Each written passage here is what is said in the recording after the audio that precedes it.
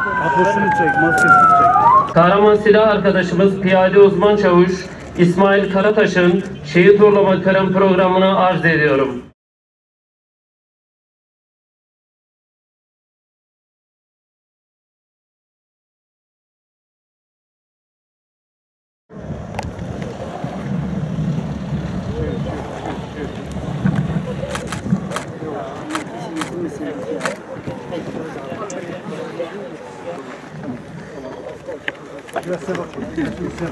Şu anda huzurunda olduğumuz şehidimizin özgeçmişini arz ediyorum.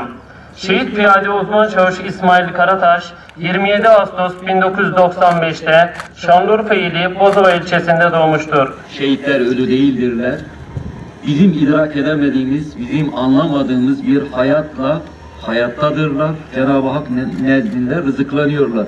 Bir müminin, bir Müslümanın ulaşabileceği en yüksek mertebeye ulaşmışlar.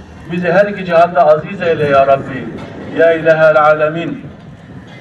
Kimsesizlerin, mağdurların, ümitsizlerin yurdu olan memleketimizi her türlü bela ve musibetlerden, salgın hastalıklardan, fitne ve belalardan muhafaza eyle ya Rabbi. Allahu Ekber.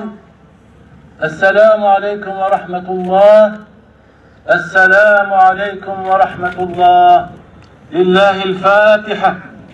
La ilahe illallah, Allahu Ekber.